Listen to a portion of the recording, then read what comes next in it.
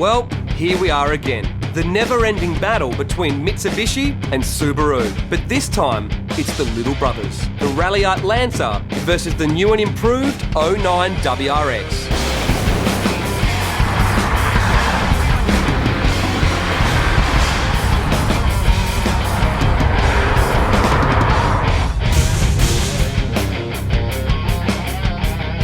Mitsubishi hasn't had a competitor to the WRX in a long time, but you can tell the new Ralliart Lancer was a shot aimed directly across the WRX's bow.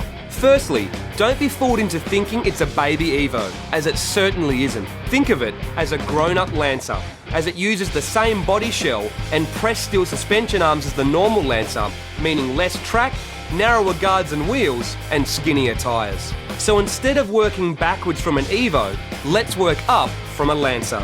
It gets the same 4V11 engine as the Evo, but with a single scroll smaller turbo and a smaller intercooler, resulting in 237 horsepower and 253 pounds of torque. It gets the four-wheel drive system from an Evo 9, but it's only available with the SST twin-clutch 6-speed gearbox from the Evo 10, but spec'd down slightly and only offering normal and sport modes. The close gearing makes it quicker than it would appear on paper, but launches are out of the question, hurting its acceleration times. The box keeps it right in the meat of the torque band, but on the flip side, it does chew quite a fair bit of fuel. The suspension is firmer than the base Lancer, and it gets larger front brakes from the Outlander. Inside, it gets Recaro seats, and the options include a Rockford Fosgate stereo and a sunroof. All up, it's exceptional value and is a solid performer in its own right.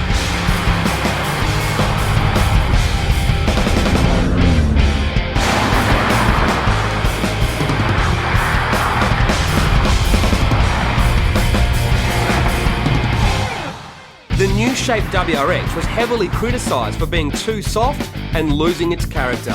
But Subaru has fired back with the new 09 WRX. With exhaust and ECU changes, power is up to 265 horsepower.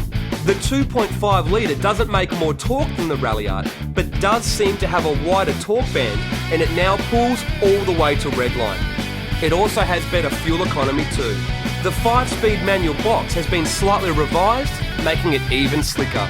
Changes to the sway bars, shocks and springs, and fitment of wider 225 tyres means the WRX is now sharper and faster through the turns. Maybe even faster than ever. But the best thing about the new 09 model is that the WRX character has returned. You can feel the rush onto boost, and the chassis talks to you through the twisties. So Subaru fans rejoice as the WRX is back. Nothing has really changed on the outside or inside, but it's still a comfortable place to be with all the latest mod cons.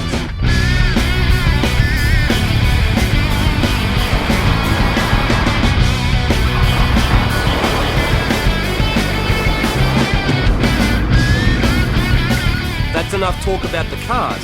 Let's see how they drive on the DSPORT road test course.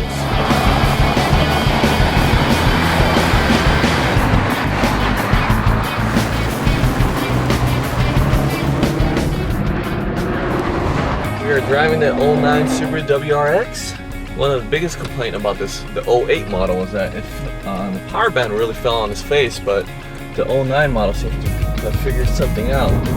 Power-wise, acceleration with the gearing, how they matched it all up. I'd say they did a pretty adequate job. It feels pretty good. You get a little bit of a sensation of it just, nosing over on the top end. There's no doubt it's got extra herbs to the last model. It's definitely quicker. It's got a bigger rush as it comes on the boost than the outgoing car, which actually not only is faster, it makes it feel faster as well, so you enjoy the car a bit more. Whew! So after one run through there fast, there is no doubt the new Subaru WRX handles better and is faster. So it's got some of its edge back. It drives a little bit more like the older models, a little bit more enjoyable, a little bit more fun, and it's starting to feel like a performance car again.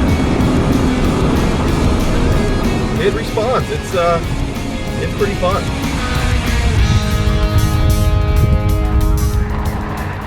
We're driving a 2008 Mitsubishi Lancer Ralliart. The vehicle is equipped with the Mitsubishi twin clutch SST transmission, so only available in the twin clutch, no 5-speed model. Having driven the WRX first, you can definitely hear a lot more road noise with the Ralliart. This Ralliart is equipped with the Evo 10 seats. It's an option that's available. Much more supportive than the WRX seats. You know, a lot of times these automatic transmissions will have some issues as you go part throttle to full and transition back and forth. Transmission seems to be pretty accurate in putting the car in the gear that it needs to be for what you're trying to do. It likes to be driven. It likes to be driven hard, and you feel like you've got control of it. You know, this car, for what it is, I really think Mitsubishi hit the nail on the head. But going through our test track there, the WRX definitely has more acceleration and is faster. Through the bends, you know what, it really probably comes down to which car you prefer. I'd have to say that the WRX did seem quicker to begin with, but after a few passes in the Ralliart, it seemed like it probably just as quick as the WRX.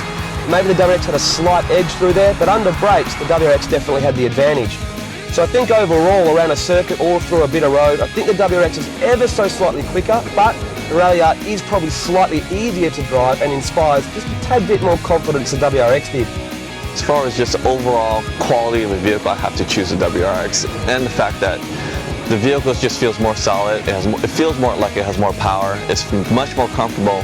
And as far as performance goes on the road course, it felt like they're about the same. Looks only, the WRX is still ugly. But with the Ralliart, at least with the Evo 10 bonnet on there, you know, it's got the wing, it's got alloys, it's got the front bar. It actually looks more aggressive than a Lancer. So when you see it, you know that it's more than a base model Lancer. If I had to choose between both of the cars based purely on just how they felt to drive, so nothing to do with looks, for me it would have to be the WRX. I mean, both cars would probably have the same pace over a given piece of ground. I won't really say one car is outright faster than another, but the WRX felt more comfortable to drive. It was faster to drive through the seat of the pants. I think if I had to pick a winner, it would be nearly a dead heat in the points category.